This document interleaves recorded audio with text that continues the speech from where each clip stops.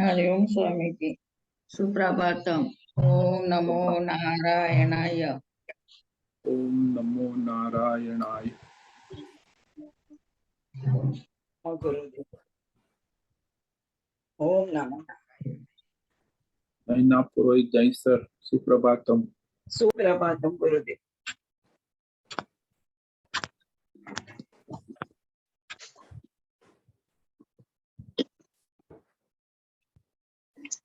हरिओम हरिओम हरिओम स्वामी जी, सुप्रभातम। प्रकाश आनंद दोषा, सोलापुर, सुप्रभातम। ओम नमो नारायणाय स्वामी। ओम नमो नारायणाय। आज का श्लोक नंबर 45 है। जी स्वामी जी।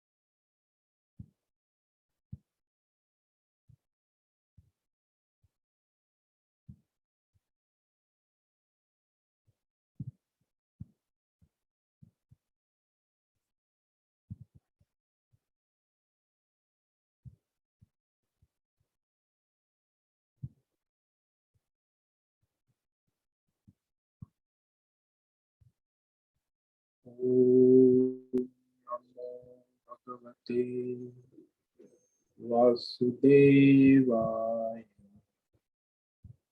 ओम नमो भगवते वासुदेवाय।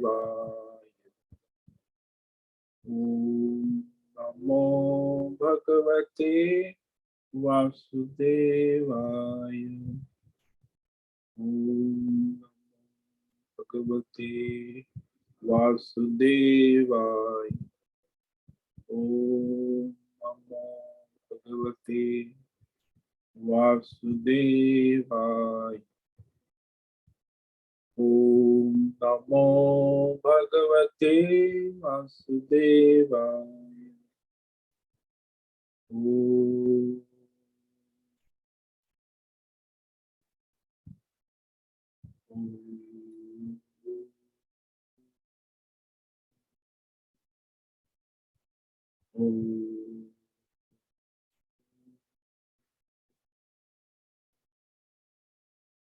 ओम श्री परमात्मने नमो नमः। ओम गणपतये नमो नमः। ओम सं सरस्वत्यै नमो नमः। ओम गुरुभ्यो नमो नमः। ओम सहनावतु सहनौ भुनक्तु सह वीर्यं करवावहै तेजस्विनावधीतमस्तु मा विद्विषावहै। ओम शांति शांति शांति। सदाशिव समारंभां शंकराचार्य मध्यमम् अस्मदाचार्य पर्यन्तां वंदे गुरु परंपरा। वंदे गुरु परंपरा।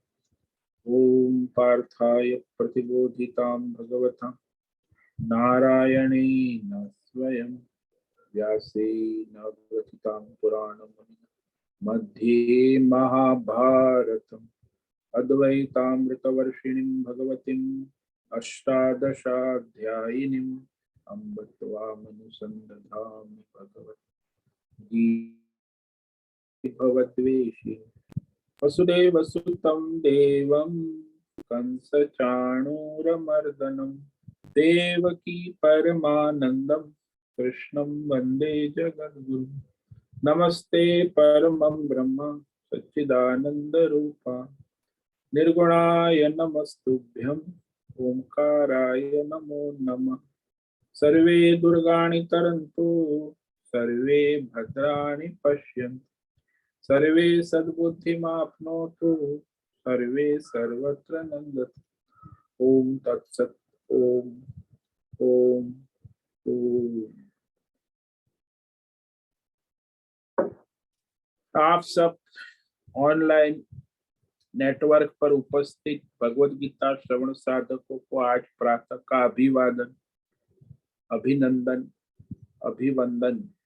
हरि ही ओम, हरि ही ओम, हरि ही ओम।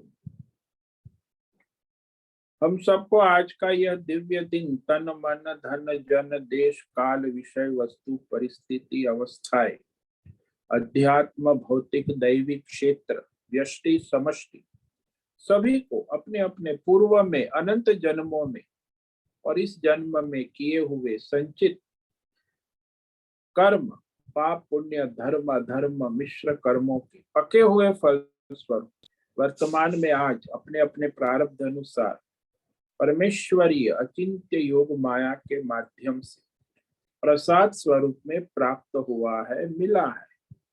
अतः आज का यह दिव्य दिन परमार्थ हेतु निष्काम सेवा यज्ञ, देव यज्ञ, ऋषि यज्ञ, पितृ यज्ञ, मानव यज्ञ और भूत प्राणी यज्ञ, सात्विक दान, शारीरिक वाचिक मानसिक तप, निष्काम कर्म योग, ध्यान योग, भक्ति योग, ओम नमो ज्ञान योग, नारायणाय। स्वाध्याय, वेद शास्त्रों का अध्ययन, अध्यापन, उपासना, आराधना के लिए समर्पित करे और कराए। अत्यंत दुर्लभ मनुष्य जीवन को परमार्थ हेतु सार्थक करे और कराए। आज विक्रम संवत 2080 भाद्रपद शुक्ल पक्ष की द्वितीया तिथि 11:08 तक है। उसके बाद तृतीया लग जाती है। आज है हस्त नक्षत्र, ये 10 बजे तक है सुबह। उसके बाद चित्रा नक्षत्र लग जाता है। आज है रविवार, सूर्य उपासना आराधना का दिन है और यहाँ वर्षा ऋतु चल रही है। सुबह 4 बजे बूंदाबांदी वर्षा हुई और वायु की गति 5-10 किलोमीटर प्रति घंटा चल रही। गंगा जी का प्रवाह, वर्षा का जल प्रवाहित तो हो रहा है। ईस्वी सन 2023 17 सितंबर 2023 सुबह के 7 बजने वाले हैं।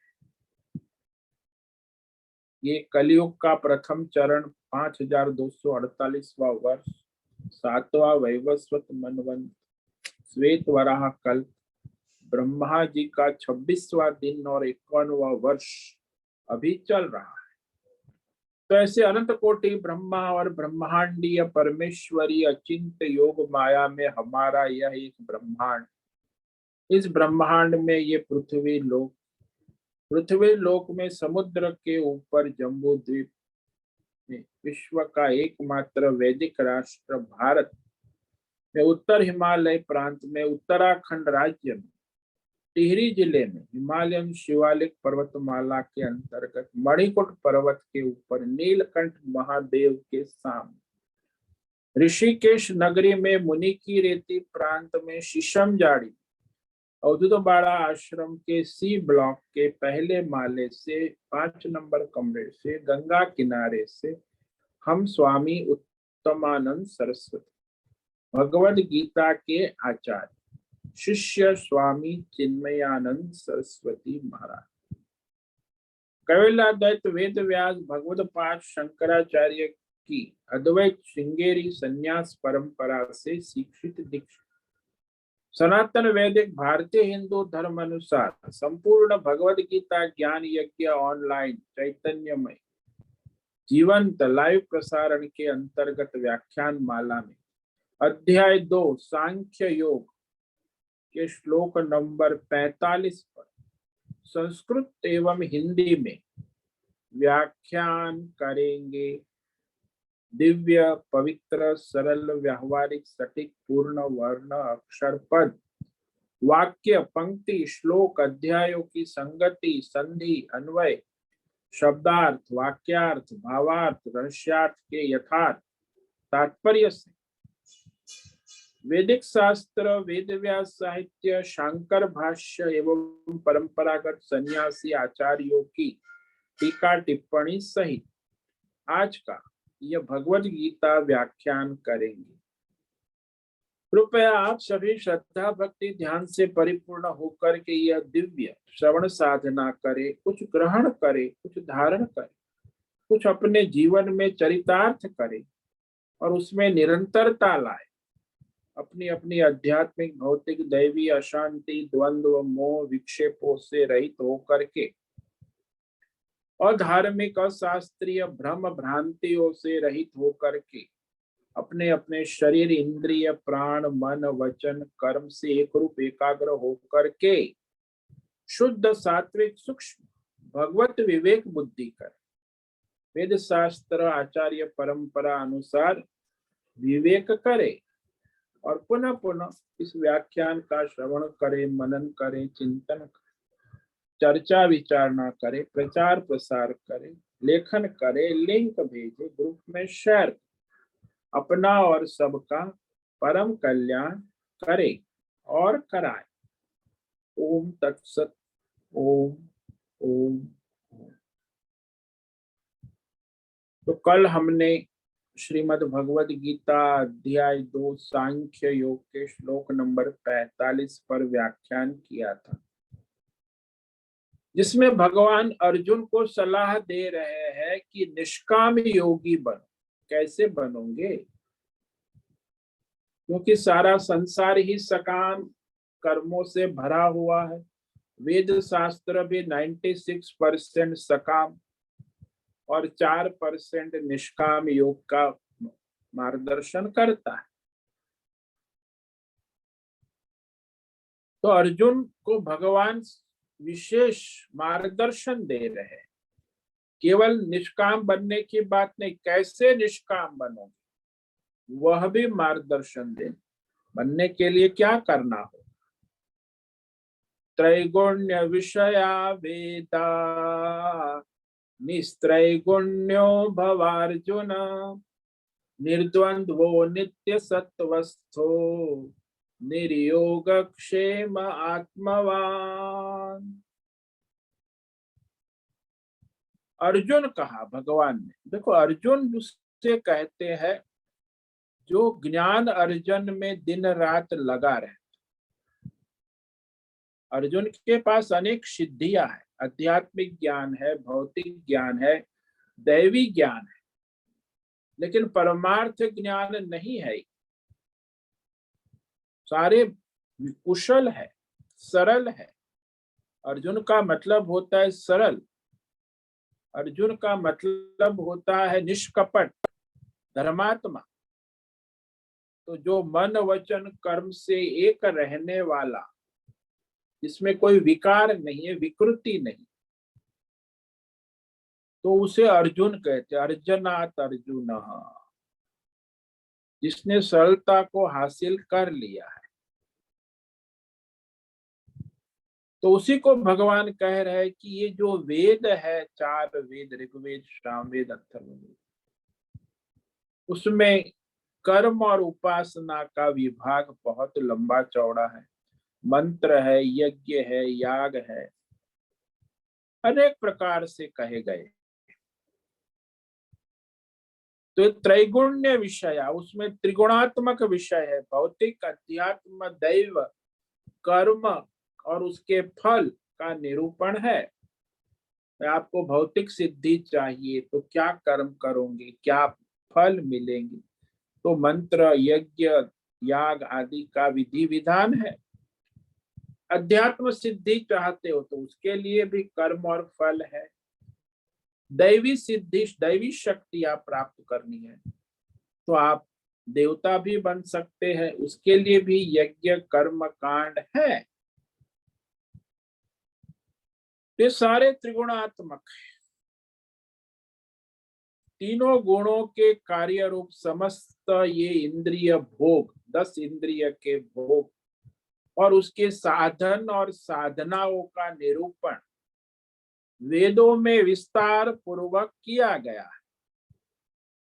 इसीलिए भगवान ने कहा कि अर्जुन, तुम निष्काम योगी बनो। हम तुम्हें सलाह देते कि ये जो इंद्रिय विषय भोग एवं साधनों से उपराम होकर परमार्थ के लिए तत्पर हो जाओ, यानी निष्काम हो। निस्त्रैगुण्य का सीधा अर्थ होता है ईश्वरार्थ जीवन जीने वाले हो जाओ। ये कर्म और फल के चक्कर से बाहर, या फल का आश्रय छोड़ो, ईश्वर का आश्रय लेके कर्म करना सीखो। ये बहुत रहस्यमय है, जहाँ मनुष्य फल का आश्रय लेकर ही कर्म करता, ईश्वर का आश्रय लेकर कर्म करने को ही निष्काम योग कहते। कोई फल का आश्रय छोड़ दिया है और ईश्वर का आश्रय ले लिया, तो वह निष्त्रैगुण्यो भवार्जुन।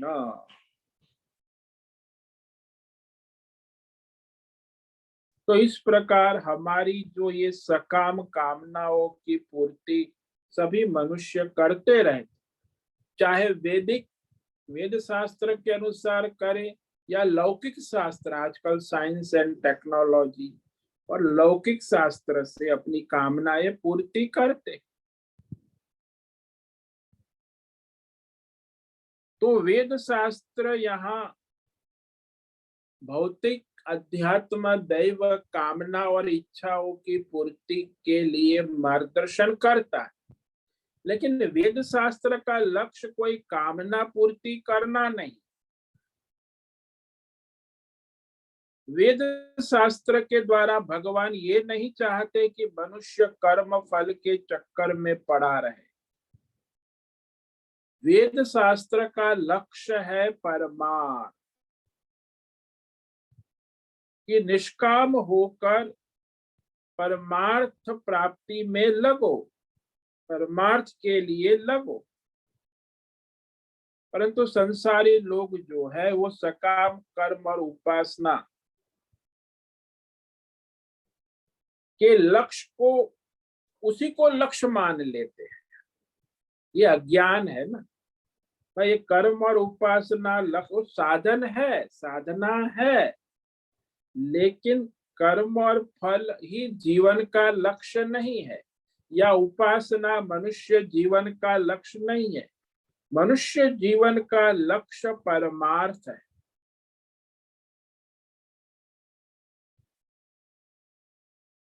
लेकिन वेदों में भगवान ने सकाम कर्मों की निंदा नहीं की है, कहा है कि करो फल, लेकिन अंत में तो फल से उपराम होना ही है। यदि आप शास्त्र धर्म के अनुसार करोगे तो फिर निष्काम कर्म योग की योग्यता प्राप्त करोगे। वेद यथार्थ तत्व परमार्थ को बताने के लिए तत्पर हुआ है। वेदों का लक्ष्य कर्म कांड उपासना ये भौतिक अध्यात्म दैव सिद्धि प्राप्त करना नहीं है। परमार्थ सिद्ध करने के लिए वेद शास्त्र तत्पर हुए, और यहाँ हर प्रकार के कर्म उपासना और फल उसमें बताए हैं। और उन भौतिक अध्यात्म दैवी कामनाओं से फिर संसार में अनेक प्रकार के द्वंद्व, सुख दुख आदि की प्राप्ति होती है। ये भी बताया कि ऐसा पाप करोगे तो दुख होगा, पुण्य करोगे तो सुख होगा, अधर्म करोगे तो कष्ट होगा, धर्म करोगे तो सुख मिलेगा। तो ये सब कहा है। सुख दुख की प्राप्ति के हेतु भी बताए। तो भौतिक अध्यात्म दैव कामना से उपराम होकर फल का आश्रय छोड़कर ईश्वर का आश्रय लेकर अपना स्वधर्म कर्तव्य कर्म करोगे तो परमार्थ में आगे बढ़ोगे। परमार्थ करोगे तो परमात्मा की प्राप्ति भी हो जाएगी। तो वेद शास्त्रों में कई बातों से कर्तव्य कर्म करना आवश्यक है। भाई आप ब्राह्मण हो, क्षत्रिय हो, स्त्री हो, पुरुष हो, आपका जो वर्तमान स्वधर्म कर्तव्य है वह कर्तव्य कर्म करना, लेकिन वो परमात्मा की प्राप्ति के लिए होना आवश्यक। तो स्वधर्म यदि ईश्वरार्थ परमार्थ करोगे तो परमार्थ की ओर आगे बढ़ोगे, और अपना स्वधर्म कर्तव्य संसार भोग कामना फल कर्म और उसी में लगे रहो तो कर्म फल और संसार चक्र में घूमते रहो। तो वेद शास्त्रों में जो कहा है मंत्र सारे 1,00,000 मंत्र है, उसमें कर्म कांड भी है, उपासना भी है, ज्ञान भी है, सकाम कर्म भी है, उसके फल भी बताए, उपासना और उसके फल भी बताए। वो कोई गलत बात नहीं है, वो सब सत्य है, ऐसा व्यवहारिक है। लेकिन हमें सकाम कर्म की कामना को छोड़कर निष्काम कर्म करने वाला बनना। इसीलिए भगवान अर्जुन को कहते इस सकाम कर्म की बुद्धि को छोड़कर निस्त्रैगुण्य भव, निष्काम हो जा। निस्त्रैगुण्यो भवार, निष्काम होकर वर्तमान प्रारब्ध के अनुसार ईश्वरार्थ अपना स्वधर्म कर्तव्य जो भी है, ब्राह्मण क्षत्रिय वैश्य स्त्री पुरुष बालक युवा वृद्ध ब्रह्मचारी गृहस्थ वानप्रस्थ, अपना स्वधर्म करो लेकिन निष्काम होकर ईश्वरार्थ करो। अब प्रश्न उठता है कि निष्काम कामना रहित होने की साधना क्या है? साधन और साधना कैसे निष्काम हो सकते हैं हम? तो अब भगवान यहाँ कहते हैं निर्द्वंद्व नित्य सत्वस्थ निर्योग क्षेम आत्मवान भव। ये 4 साधन साधना करोगे तो आप निष्काम हो जाओ। केवल सोचने से नहीं होगा। कामना रहित होने का साधन क्या है? निष्काम होने की साधना करना भी आवश्यक है। केवल सोचने से क्या मैं निष्काम, अब से तो मैं ईश्वरार्थ का, ऐसे नहीं होता। तो निष्काम होने की साधना करनी होगी। साधन और साधना क्या है? तो वही भगवान यहाँ बता रहे। पहली साधना है निर्द्वंद्व,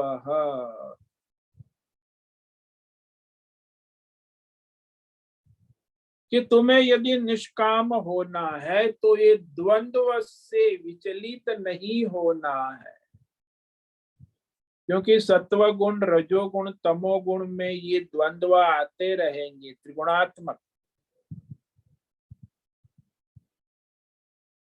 यदि हमने कामना छोड़ दी है तो भी भौतिक अध्यात्म दैव विषय हमको सुख दुख दे सकते हैं।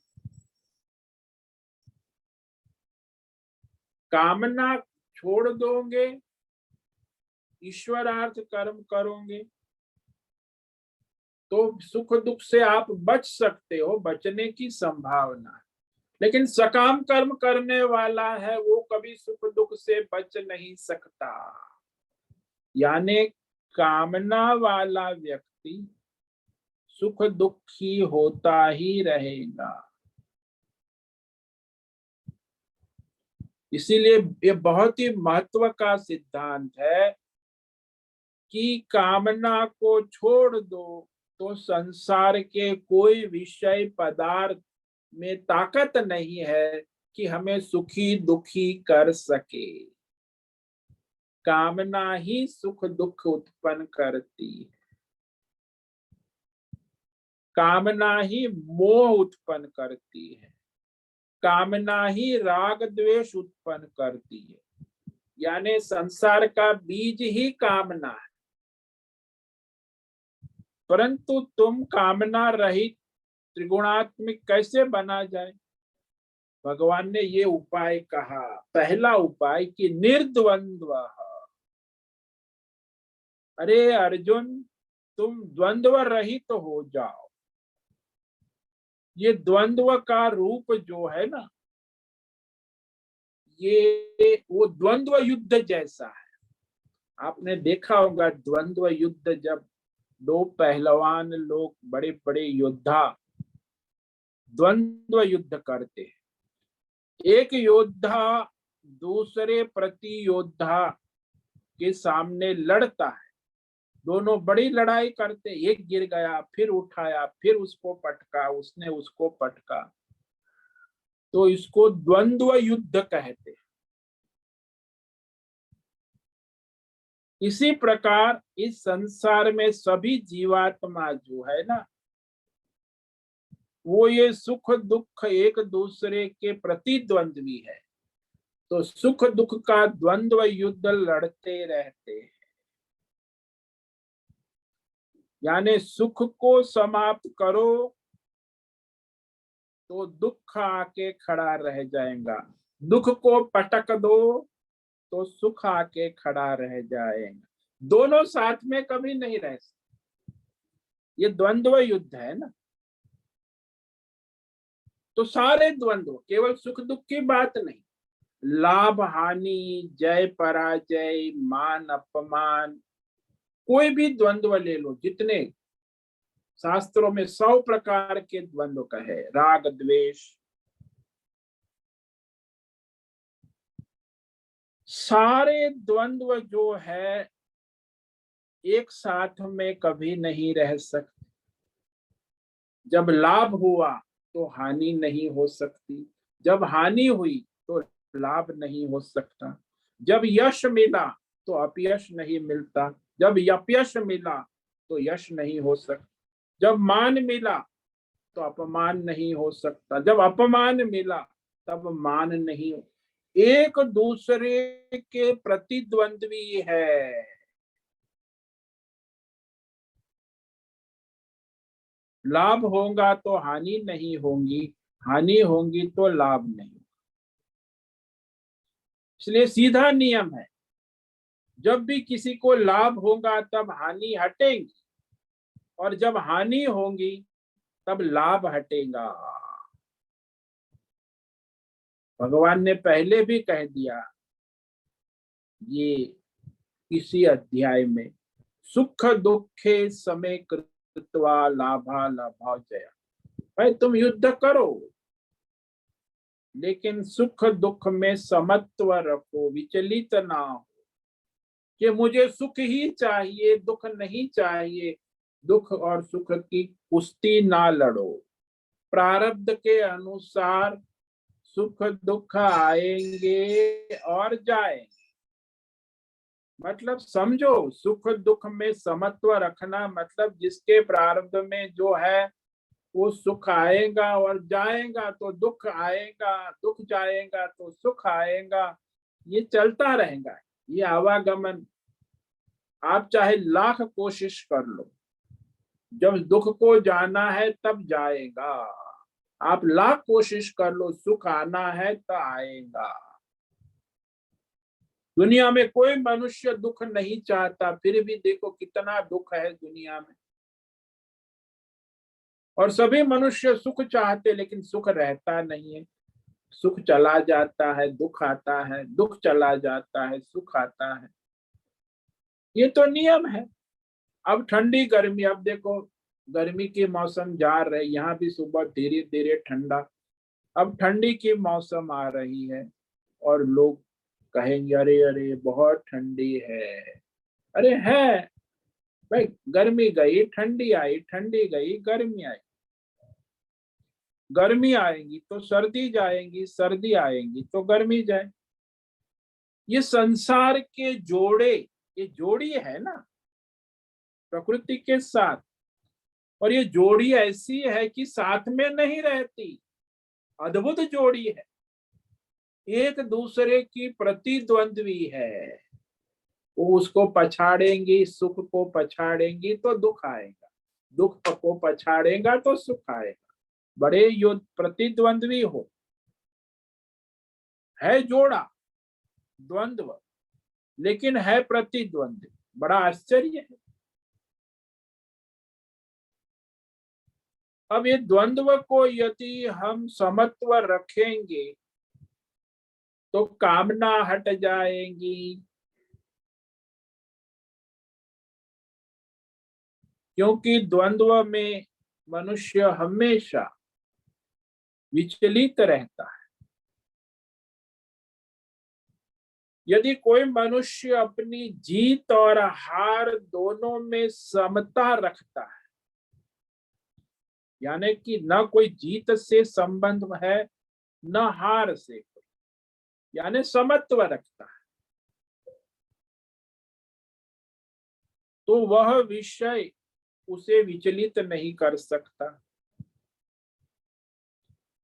तो विषय तो है, जीत हुई हार हुई, लेकिन उसका हमारे लिए कोई विशेष महत्व नहीं है। जैसे आप लोग क्रिकेट मैच देखते हैं ना, तो खासकर जो भारतीय क्रिकेट, भारत और पाकिस्तान की मैच होती, तब लोग बड़े तत्पर हो जाते। पाकिस्तान में भी बड़ी सावधानी से, अरे कितने रन, पाकिस्तान हार गया, भारत जीत, बड़े पटाखे। लेकिन वहीं जब हम देखे कि वो ऑस्ट्रेलिया और न्यूजीलैंड की मैच हो रही है, तो उसमें कोई राग द्वेष नहीं है। चाहे ऑस्ट्रेलिया जीते, चाहे न्यूजीलैंड जीते, न्यूजीलैंड हारे, हमें केवल मैच का आनंद लिया। हमें ऑस्ट्रेलिया न्यूजीलैंड हार जीत से कोई परेशानी नहीं हो। लेकिन पाकिस्तान और भारत, कामना है, वासना है, राग द्वेष है, इसीलिए भारत हार गया तो हमें शोक होगा, पाकिस्तान जीत गया और पाकिस्तान हार गया तो भारतीय लोगों को हर्ष होगा कि भारत जीत गया। ये कामना वाले हैं, राग द्वेष वाले, तो उन्हें तो हर्ष शोक होगा, द्वंद्व होगा। तो भाई क्यों वहां नहीं हो रहा है? ऑस्ट्रेलिया और न्यूजीलैंड की मैच में आपको ना हर्ष हो रहा है, ना कोई हारे कोई जीते, चाहे ऑस्ट्रेलिया जीते चाहे न्यूजीलैंड हारे, क्या फर्क पड़ता है हम, क्योंकि हमें कोई कामना ही नहीं। तो संसार में इस प्रकार मनुष्य द्वंद्व में रहता है। हमारा जो सबसे बड़ा मंदिर है काशी विश्वनाथ मंदिर, यदि आप गए होंगे तो उसके शिखर के ऊपर सोना मढ़ा हुआ है, सोने, बहुत सोने की परत। तो जब यहाँ शिखर पर पहले दर्शन करने जाते थे, अभी तो रास्ता नहीं है, पहले था, जब लोग दर्शन करने आते हैं तो देखते थे, फिर वहां शिखर पर जाते थे, सोने को देखते थे, हाथ लगाते थे, प्रदक्षिणा करते थे, छूकर देखते थे कि कितना बढ़िया मोटी परत का सोना है, बहुत, कितने किलो होगा, क्विंटल होगा। और सामान्य मनुष्य को सोने का आकर्षण तो होता ही है। अब सोना है क्या? एक धातु है, पृथ्वी तत्व है, एक पदार्थ है। अब वो सोना है, वो सोना जिसके पास है वो उसे मालिक समझता है कि मेरे पास इतना सोना है, तो सोना उसे सुख देता है।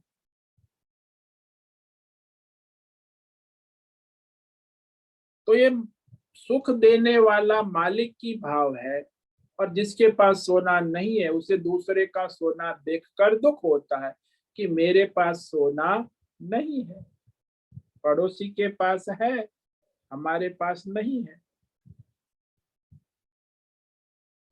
तो वहां भी विश्वनाथ मंदिर है, तो वहां मंदिर के पास कई सेठिया लोगों ने दूसरा मंदिर बनाया थोड़े दूर, उन्होंने भी सोने की परत लगाने, उतना जितना विश्वनाथ में उतना ही सोने हम लगाएंगे, लेकिन उतना सोना उन्हें नहीं मिला, परत नहीं लगाई, तो दुख दे रहा है कि वह तो कम है, हम इतना सोना जो विश्वनाथ मंदिर पर चढ़ाया है उतना सोना हम नहीं चढ़ा पाए। तो वहां विश्वनाथ मंदिर में अधिक सोना है, हमारे मंदिर में कम सोना है, तो हो गया ना, दुख का खेल शुरू हो गया। एक ही पदार्थ से सुख दुख हो गया। सोना है, विश्वनाथ मंदिर में जो सोना है हमसे ज्यादा है, और हमारे मंदिर में सोना है हमसे कम है, तो हो गया सुख दुख का खेल शुरू। ये द्वंद्व। अब कई बार ध्यान देकर देखो तो वहां मंदिर के ऊपर कबूतर बहुत बैठते हैं, और कबूतर जब सोने पर बैठकर बीट करते हैं और फिर दूसरे मकान पर जाकर भी बीट करते हैं, तो वहां मकान पत्थर पर बैठकर भी बीट करते। उन्हें नहीं लगता कि सोने पर बीट करने से सुख होता है और मकान पत्थर पर बीट करने से दुख होता है। लेकिन हमारे सेलिब्रिटी लोगों को होता है कि सोने की कबोड़ पे बैठकर टट्टी करते हैं तो सुख होता है, और सामान्य कमोड़ पे बैठकर टट्टी करते हैं तो दुख होता है। बड़ी सेलिब्रिटी है। कबूतर को ऐसा नहीं होता। अब कबूतर को क्यों नहीं होता? क्योंकि उसमें द्वंद्व भाव नहीं है, वो सुख दुख दोनों से रहित है। कबूतर सोने और पत्थर के प्रति निर्द्वंद्व हो गए, यानी समता में है। उनके लिए सोना और पत्थर एक समान है। उसे पता ही नहीं कि ये सोना है, ये पत्थर है। इसीलिए विवेक करना आवश्यक है कि मनुष्य ने बुद्धि में जो संस्कार वासना भ्रम भरे रखे, सारे द्वंद्व जन्म जन्मांतर के संस्कार, उसी के कारण वह संसार के विषय उसे सुखी दुखी करते रहे। कोई विषय अपने आप सुख दुख नहीं देता, उसकी वासना संस्कार कर्म ही उसे सुख दुख दे। मिर्ची किसी को सुख दुख नहीं देती, लेकिन जिसको पसंद है मिर्ची वो सुख देती है। जिसको मिर्ची पसंद नहीं है उसे वही मिर्ची दुख देती। अब सुख दुख कुछ मिर्ची में नहीं है, वो उसके अपने राग द्वेष में, उसके संस्कार में, उसकी वासना में, उसकी कामना में सुख दुख उत्पन्न हुआ है। मिर्ची सुख दुख उत्पन्न नहीं कर। दुनिया में जितने भी सुख दुख है वो उस मनुष्य की अपनी कामना वासना संस्कार राग द्वेष से वो सुखी दुखी होता रहता है। न भगवान ने सुख बनाया है, न ईश्वर ने सुख दुख बनाया है, बस ये कामना ही उसे सुखी दुखी करती रहती है। इसलिए हमारे शास्त्रों में बहुत ही विस्तार से समझाया है कि भाई आप सावधान हो जाओ। आपको जहां सुख दिख रहा है ना, वहां केवल सुख नहीं है, वहां दुख भी है। लेकिन ऐसे भ्रम हो जाता है ना, जिसको जहां सुख दिखता है वहां उसे दुख दिखता ही। जैसे मनुष्य को लगता है कि ये सारा धन है, उसमें सुख है, सुख के साथ दुख भी है। फिर ये विवाह करते हैं, स्त्री पुरुष संबंध में सुख है ऐसा दिखता है, लेकिन सुख के साथ दुख भी है। ये राज संपत्ति राजपाट सत्ता, उसमें सुख है, उसके साथ दुख भी है, लेकिन उसको लगता है बस सुख ही है तो मुझे विवाह करने से सुख मिलेगा, धन संपत्ति मिलने से सुख मिलेगा, राज्य संपत्ति ऐश्वर्य मिलने से सुख मिलेगा, ऐसा भ्रम है। लेकिन वहां सुख के साथ उतना दुख भी है। दुख के बारे में कोई सोचता नहीं है, लगता है बस सुख ही सुख है। शादी ब्याह कर लिया, सुखी हो गया, अरे फिर रोता है कि दुख भी है, केवल सुख नहीं है। संसार के भौतिक अध्यात्म दैव पदार्थ में सुख के मुकाबले दुख अधिक है, ऐसा शास्त्र है। मनुष्य मानता है कि संसार में सुख है, लेकिन हमारे वेद शास्त्र कहते हैं कि सुख के मुकाबले दुख ही दुख अधिक है।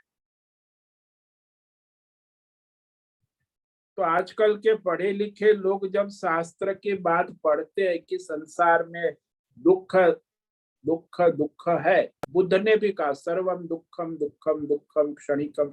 हमारे वेद शास्त्र में कहते संसार में दुख है दुख है दुख है, अधिक है अधिक है। हम लोग सुनते हैं कि बोले ये सब निराशावादी लोग। हम लोग तो मॉडर्न पढ़े लिखे आधुनिक है ना, इसलिए हमें तो संसार में दुख नहीं दिखता है, सुख ही दिखता है। तो वैसा कुछ नहीं है। संसार के विषय पदार्थ सुख को हम देखते हैं जानते हैं, लेकिन विषय पदार्थ के दुख को नहीं जानते हैं। इसीलिए उसे बताना पड़ता है शास्त्र को कि उसमें भी कितना दुख है। तो वह समझने के लिए शास्त्र बार बार कहता है कि भाई दुख का भी विवेक करो।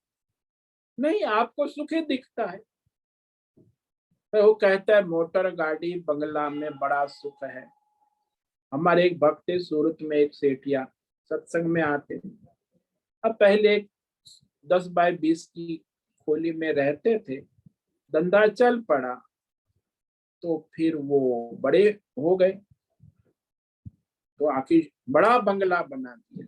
बंगले पर मुझे ले, मैंने कहा बंगले में सुख शांति है क्या? बोले महाराज वो हमारी 10 बाय 20 की रूम थी, कमरा था, वहां हम सुख से रहते थे। यहाँ तो बंगले में ये माली नहीं आया है, कभी प्लम्बर का काम, कभी ये काम, कभी वो, ये टूट गया वो फूट गया। बंगला तो परेशान करके रखा है, इसमें मुझे कहीं चैन नहीं। अब उन्हें लगा कि बंगले में सुख है। तो जब वो दुख भी है, केवल ऐसा मत समझो आभास की भाई सुखी विवाह करेंगे तो सुख के साथ दुख की बात सोचते नहीं है लोग। तो उसमें दुख की मात्रा भी उतनी ही है जितना आप सुख, केवल सुख ही देखते कि सुख ही सुख है, दुख है ही नहीं, लेकिन है। तो होगा उससे सुख भी होगा और दुख भी होगा, ये द्वंद्व चला रहता है। तो संसार में मनुष्य विषय को समझता है, भोग विषय में देखता है कि उसे केवल सुख ही दिखता है।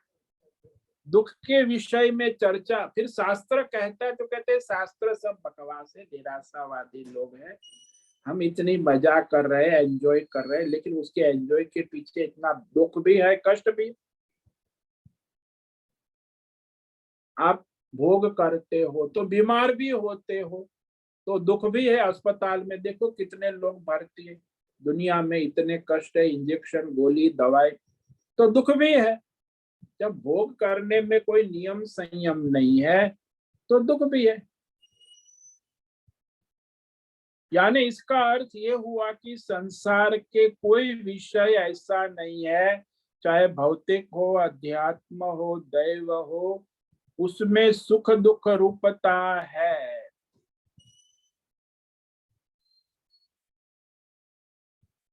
एक एक करके नहीं, कभी कभी सुख कभी कभी दुख देते ही रहते हैं।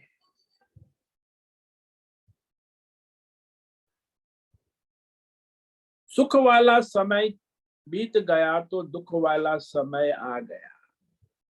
दुख वाला समय दोनों एक समय, एक काल, एक देश में साथ में नहीं रह सकते। तो सुख वाला समय फिर आए ऐसा सपना देखते हैं, दुख देने वाला समय न आए ऐसा भी सोचते, लेकिन आता है। द्वंद्व में ही पड़े रहेंगे तो संसार के विषय पदार्थ जिस समय सुख दे रहे हैं उसी समय दुख देने वाले भी है। जैसे दृष्टांत ले लो कि नीम पत्ते की कड़वी चटनी कड़वी लगती है, लेकिन आपके खाने में तो दुखदाई है, लेकिन आप खाओगे नीम के पत्ते की चटनी तो आपका खून शुद्ध सब साफ हो जाए। तो खून शुद्धि का सुख भी है।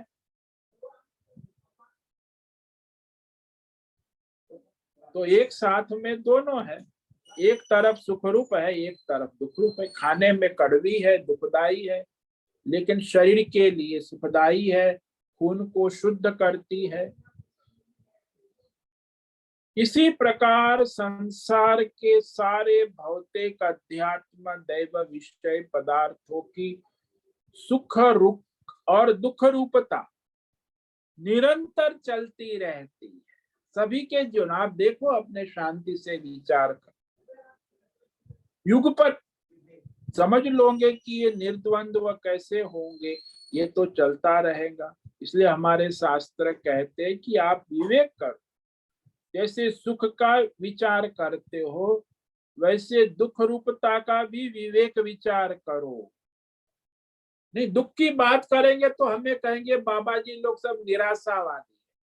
अरे भाई, वो भी एक पहलू है, संसार में दुख भी है। ये वास्तविकता है, ये कोई कल्पना नहीं। ऐसा कोई विषय नहीं है जिसमें परमात्मा के सिवा जिसमें सुख आनंद ही आनंद हो। सभी विषय चाहे आध्यात्मिक हो, भौतिक हो, दैव, उसमें ये सुख रूपता दुख रूपता दोनों मिलावट है। तो ये विवेक करना आवश्यक। ये द्वंद्व जो है, जहां आशा है वहां निराशा है, जहां निराशा है वहां आशा है। ये सतत चलता रहे। इसीलिए एक को आशा तो दूसरे को निराशा होगी। दोनों में समत्व रखोगे, वास्तविकता देखने का प्रयास करें। तो संसार में हम देखते, किसी ने हमारी प्रशंसा कर दी तो बड़ा अच्छा लगता है, फूल गए, और निंदा की तो दुखी हो गए। और प्रशंसा निंदा दोनों द्वंद्व में आएंगे। और प्रशंसा में है क्या? बोले प्रशंसा में कुछ शब्दों और वाक्यों का उच्चारण है कि ये देवदत्त बड़ा अच्छा आदमी है, सेवाभावी है, यज्ञ है, धर्मात्मा है। तो शब्दों का उच्चारण हुआ। निंदा में कुछ शब्द का उच्चारण हुआ कि देवदत्त मूर्ख है, अधर्मी है, पाखंडी है, ढोंगी है, दुष्ट है, गधा है। तो शब्द का उच्चारण हो गया, निंदा हो गई। देवदत्त तो देवदत्त है, लेकिन किसी ने शब्द बोल दी अपने वो भी उसकी दृष्टि से, जिसको निंदा करनी है वो उसकी दृष्टि से इसको गुण गाता, स्तुति करते, प्रशंसा। अब ये प्रशंसा कुछ शब्द का उच्चारण, निंदा में कुछ शब्दों का उच्चारण, अब वो सारे आकाश में उत्पन्न होते हैं, आकाश में रहते हैं, और मन आकाश में लय हो जाते।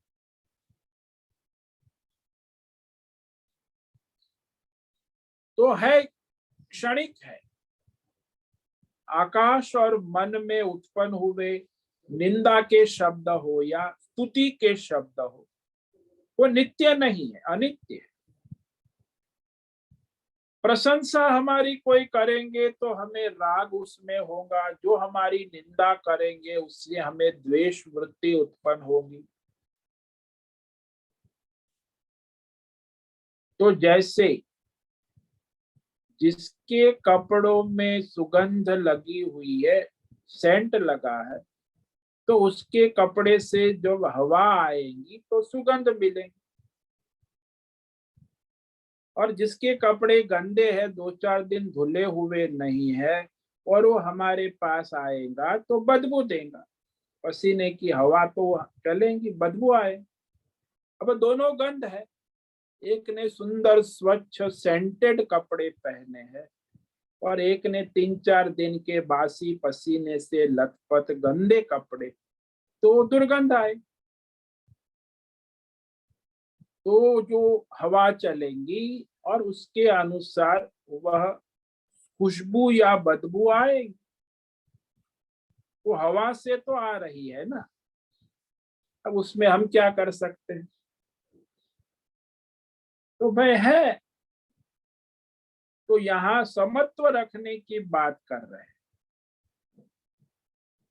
कि खुशबू और बदबू में मोहित ना हो, बुद्धि में विवेक रखे कि ये केवल हवा का झोंका है, आता है और जाता है, शब्द है, वाक्य है, मान अपमान कुछ नहीं है, एक वृत्ति है, आकाश वृत्ति है, शब्द है, वाक्य है, आते हैं जाते, उसे विशेष महत्व ना दे, समत्व रखे।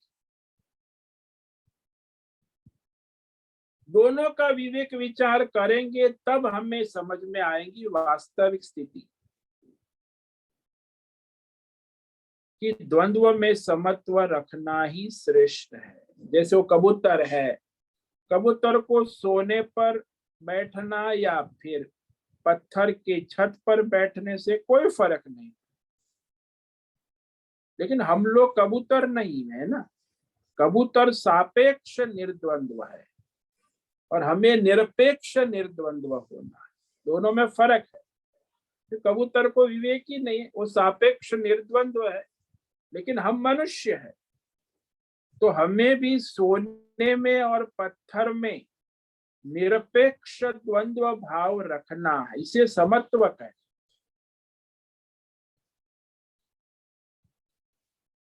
निरपेक्ष द्वंद्वता, निर्द्वंद्वता, तब वो परमार्थ होता है, वो निष्काम योगी हो सकता है। तो इस पर हम कल विचार करेंगे कि देखो ये निर्द्वंद्व विषय पर विचार चल रहा है, बड़ा रहस्यमय विषय है और सारी जिंदगी इसी में द्वंद्व में ही पूरी हो जाती है। 98% जिसको विवेक नहीं है तो निष्काम कर्म योग, क्योंकि सकाम मनुष्य निर्द्वंद्व नहीं हो सकता। निष्काम, जो कामना ही द्वंद्व खड़ा करती है, जिसकी कामना वाला है वो द्वंद्व में जिएगा मरेगा। जो निष्काम है वो कामना से रहित है, वही द्वंद्व में समता रख पाते हैं। तो आज हमने इस एक निष्काम योग बनने के साधन में निर्द्वंद्व इस पर विचार किया है। इस पर कल भी विचार करेंगे कि निर्द्वंद्व कैसे हो सकते हैं। त्रैगुण्य विषया वेदा निस्त्रैगुण्यो भवार्जुन, निर्द्वंद्वो नित्य सत्वस्थो निर्योगक्षेम आत्मवान। अर्जुन, ये वेद है, शास्त्र है, संसार है, ये सारा त्रिगुणात्मक सकाम कर्मों से भरा हुआ, इसीलिए तुम निष्काम योगी बनो, निस्त्रैगुण्य भव। कैसे बनोगे? बोले निर्द्वंद्व, समत्व रखो, द्वंद्व में विचलित ना हो, नित्य सत्वस्थ, सत्व गुण परमार्थ में रहो, निर्योगक्षेम, योगक्षेम से विचलित ना हो, और आत्मवान भव, अपनी बुद्धि को परमार्थ में दृढ़ रखो। ओम नमो नारायणाय, ओम नमो नारायणाय, ओम नमो नारायणाय, ओम नमो नारायणाय, ओम नमो नारायणाय। कायेन वाचा मनसेन्द्रियैर्वा बुद्ध्यात्मना वा प्रकृते स्वभावा करोमि यद्यत् सकलं परस्मै नारायणायेति समर्पयामि। ओम सर्वे भवन्तु सुखिनः, सर्वे सन्तु निरामया, सर्वे भद्राणि पश्यन्तु, मा कश्चित् दुःखमाप्नुयात्। अस्तु मा सद्गमय, तमसो मा ज्योतिर्गमय, मृत्युर्मा मृतङ्गमय। ओम पूर्णमद पूर्णमिदं पूर्णात् पूर्णमुदच्यते पूर्णस्य पूर्णमादाय पूर्णमेवावशिष्यते। ओम शांति शांति शांति। शंकरं शंकराचार्यं केशवं बादरायणं सूत्र भाष्य कृतो वंदे भगवन्तौ पुनः पुनः। ईश्वरो गुरुरात्मेति मूर्ति भेद विभाग व्योमवद्व्याप्तदेहाय दक्षिणामूर्तये नमो। ओम गुरुभ्यो नमो नमः। ओम तत्सत् ब्रह्मार्पणमस्तु। ओम ओम ओम।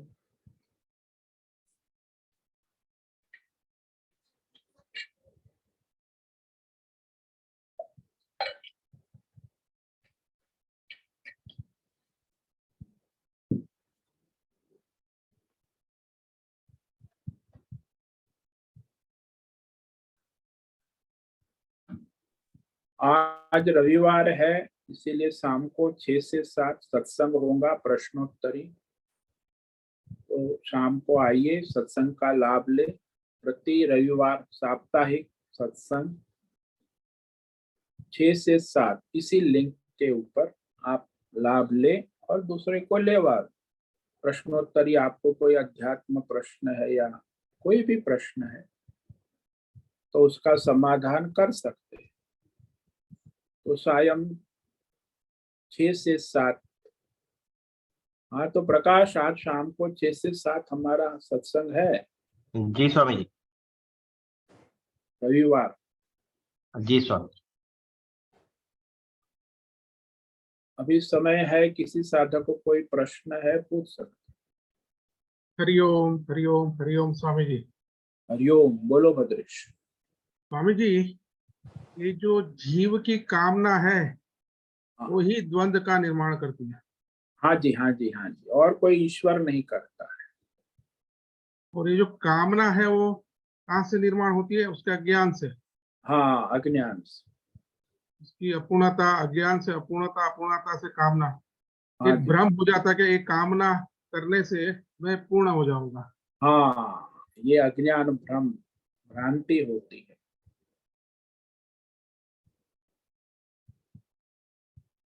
तो ये जो द्वंद है वो तो एक संस्कार के रूप में है ना जीव के साथ।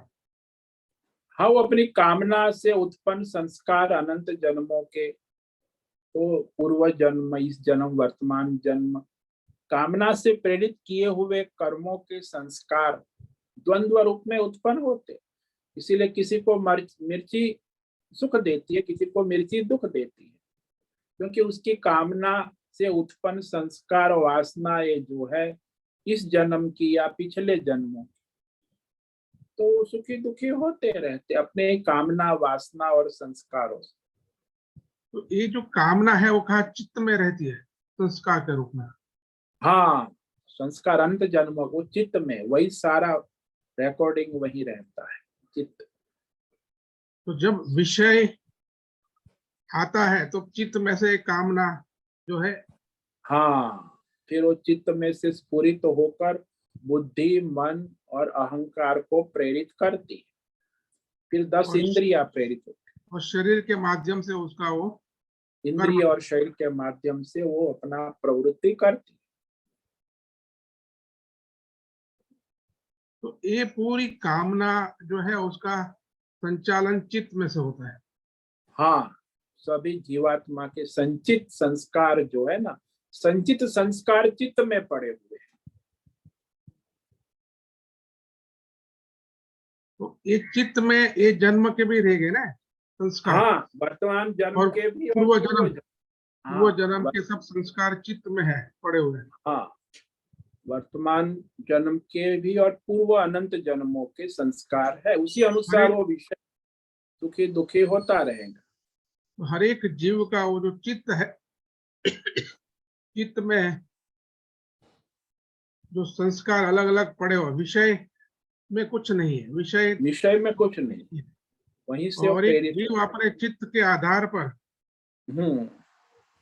सुखी दुखी होता है। हाँ, चित्त में रहती कामना के अनुसार हाँ, चित्त में संस्कार। रहती जो, हाँ, कामना नहीं है तो सुखी दुखी नहीं होगा, कामना होंगी तभी सुखी दुखी होगा।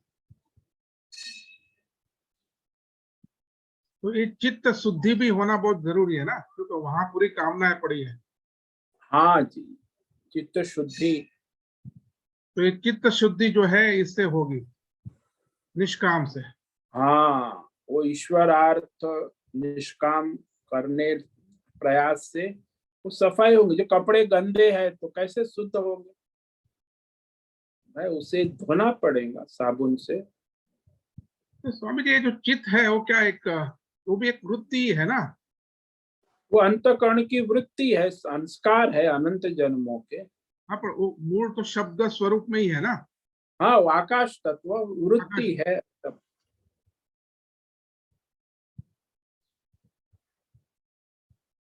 और ये चित्त जो है उसका निर्माण अज्ञानता के कारण होता है ना।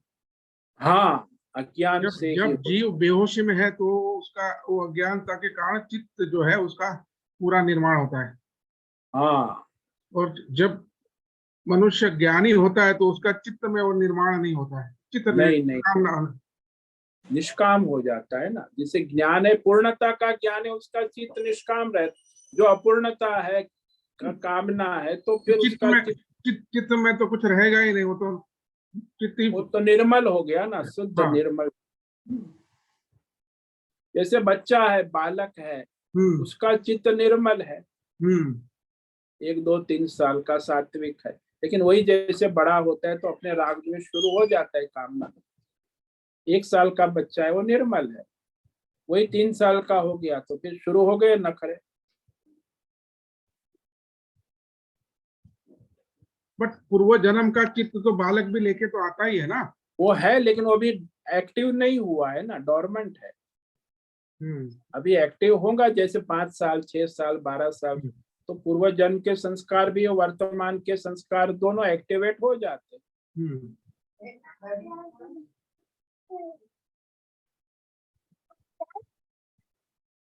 तो चित्त के अनुसार फिर और कामना और राग द्वेष, और उसी के अनुसार सुखी दुखी होता रहता। कोई किसी को सुखी दुखी नहीं करता, वो बस उसी के संस्कार वासना और कामनाएं उसे सुखी दुखी करती रहती, जो उसके अंदर भरी हुई है, अपने चित्त में रखी हुई है हर एक जीव। हाँ, अपने अपने सबके अपने अपने संस्कार है, वासना है, कामना है, इस जन्म के है, पूर्व जन्मों के संस्कार है। इसलिए हर एक जीव जो है वो उसका जो रिस्पॉन्स है अलग अलग है हर एक पदार्थ के लिए। हाँ जी, हाँ जी, प्रत्येक विषय में सब अपने अपने स्तर से सुखी दुखी होते हैं। मिर्ची किसी को सुखी दुखी नहीं करती, उसके संस्कार वासना और कामना है उसी को सुखी दुखी करती। बट जीव को भ्रम है कि वो विषय जो है मुझे सुखी दुखी करता है। हाँ, वो सबसे बड़ा भ्रम जीव को अज्ञान है कि विषय जो है वो सुखी दुखी मुझे करता है, तो उसको ज्ञान नहीं है कि मेरी चित्त में जो मेरे संस्कार है वही मुझे सुखी दुखी करता है। हाँ, ये अज्ञान है। कोई मिर्ची किसी को सुखी दुखी नहीं करती, वो उसके संस्कार और वासनाएं उसे सुखी दुखी। संसार हाँ, संसार का कोई विषय सुखी दुखी किसी को नहीं करता है, वो उसकी वासना कामना संस्कार अनंत जन्मों के, इसीलिए सुखी दुखी रहता है। बड़ा रहस्यमय है। हाँ, तो ये रहस्यमय है, निर्द्वंद भगवान की वाणी है ना गीता। निष्काम नहीं बनोगे तब तक ये द्वंद्व से मुक्त नहीं हो पाओ। और निष्काम होने का पहला ही उन्होंने सीक्रेट बता दिया कि निर्द्वंद्व, तभी तुम निष्काम बन पाओ। यदि सकाम हो तो फिर द्वंद्व में ही रहोगे, तो फिर परमार्थ क्या करोगे? नहीं, तो वो तो चित्त में अशुद्धि बढ़ती जाएगी। हाँ, बढ़ता जाएगा और भ्रमित रहेंगे। ओम नमो नारायण स्वामी जी। हाँ, बोलो। स्वामी जी, ये जो अभी आप बोल रहे थे भद्रेश भाई को कि कोई विषय में नहीं है वो सामर्थ्य के वो किसी को सुख दुख दे सके। नहीं नहीं नहीं, कोई नहीं विषय। तो ये जो वो अपने ठंडी, संस्कार, वासना और कामना से ही वो सुखी दुखी होता है। हाँ, और उसके पीछे देखेंगे तो वो अपने शरीर और मन, मतलब अपने स्थूल शरीर और मन इंद्रियों की जो आसक्ति है, उसी से हम लोग को ये सुख दुख का एहसास होता है ना, कि मुझे अभी ठंडी लग रही है, तो शरीर का आसक्ति भाव भी बहुत काम करता है ना यहाँ।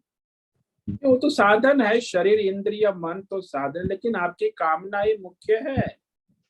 वो तो एक साधन है, शरीर इंद्रिय मन सुखी दुखी का एक साधन है। मगर उससे इतने मूल जो कारण है वो कामना वासना संस्कार है।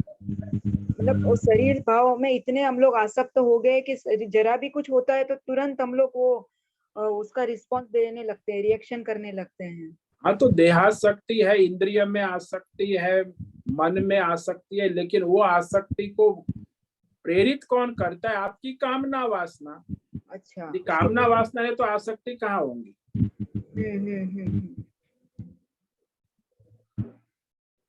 इसलिए मूल केंद्र में आसक्ति का केंद्र बिंदु भी आपकी कामना वासना और संस्कार ही है। अच्छा,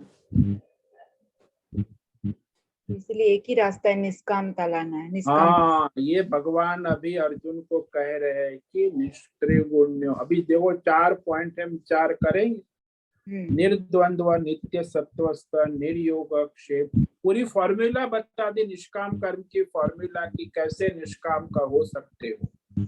ये रास्ता भगवान बता रहे। बहुत बहुत धन्यवाद। अभी तक तो ये समझ में ही नहीं आ रहा था। बहुत बहुत बहुत धन्यवाद स्वामी। कहाँ से समझ में आए? दुनिया पूरी अज्ञान से भरी हुई है। जो शास्त्र पढ़ेगा नहीं तो गीता, वो भी गीता भी इतने हजारों कहते हैं, बकवास करते हैं। आचार्य परंपरा से ठीक से पढ़े तब विवेक होता है।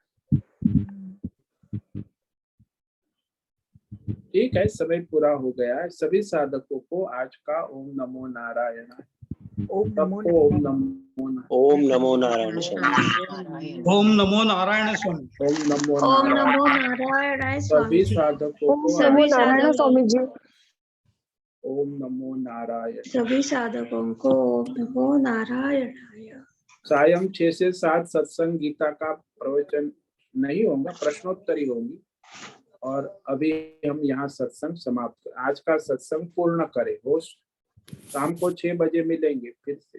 जी स्वामी जी, आज का यह दिव्य सत्संग हम यही पूर्ण करते हैं। सभी साधकों को ओम नमो नारायणाय। सभी साधकों को ओम नमो नारायण।